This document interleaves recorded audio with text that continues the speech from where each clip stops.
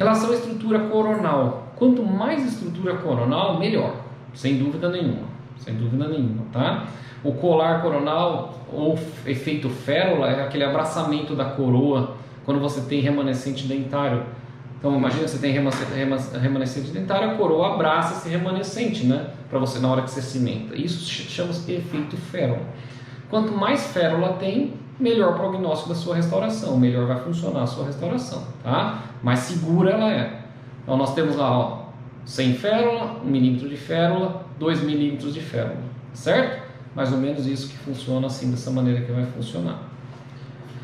E uma coisa importante, e aí um detalhe importante, todos os dentes, todos, sem exceção, gente, eles têm que ser preparados e finalizados o preparo antes de cimentar qualquer pino. E esse é um exemplo muito bom para vocês, ó.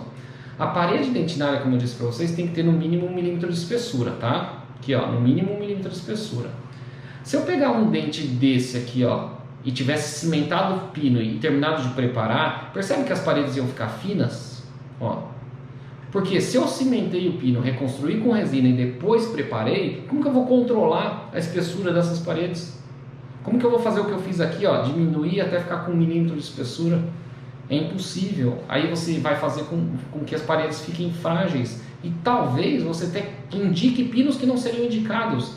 Vamos supor que esse dente aqui tivesse a parede internamente tão fragilizado que na hora do desgaste externo você perderia toda a estrutura coronal, ficaria lá, lá no talo, né? Lá na região gengival. Ele destruído internamente na gengival está indicado um anatômico, você deveria fazer um anatômico. E se você escolheu outro pino para fazer porque tinha remanescente? Só que você não tem esse controle. Então a regra é: prepara-se dente sempre antes de selecionar o pino. Você pode até ter uma ideia, mas a decisão final é depois do preparo.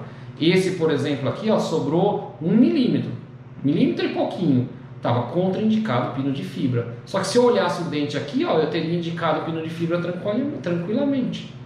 Só que não era a indicação correta, precisa para esse caso. Sempre prepara-se antes de cimentar pino. Tá? Depois que sobrou, está certo a remanescente, todo preparado nas espessuras corretas, vocês definem o pino que vão utilizar e sim cimentam, tá bom? E a férula, gente, ó, 2 milímetros de férula, meio milímetro de férula, sem férula. Quando não tem férula, com certeza você sobrecarrega muito mais o pino e a ação das forças agem no pino formando efeito de alavanca. Então a chance de quebrar esses dentes é muito maior. Quando você tem férula, o efeito no pino é muito menor, daí ele acaba dando efeito na região das férulas. E quanto mais férula, mais efeito na férula, ainda menos no pino. Por isso que a partir de 2 milímetros de férula você pode usar o pino que você quiser. Não vai ter chance de fraturar, ele vai funcionar mais ou menos como vocês estão vendo nessa análise aqui, que não tem distribuição de força exagerada. O vermelho é o exagerado, tá? Esse é outro trabalho meu no JPD, que foi, acho que o primeiro trabalho de importância que eu fiz na vida, que foi de 2006, tá? Publicado, sobre férula. E ele mostrou lá, se você olhar lá embaixo, ó, que o aumento da quantidade de férula aumenta significativamente a resistência à fratura de dentes tratados endodonticamente. Esse trabalho tem mais de 150 citações no mundo, né? Foi um dos primeiros nessa linha, foi muito legal. Não importa, tendo férula vocês usam o pino que você quiser sem problema nenhum, mais que 2 milímetros, tá, gente?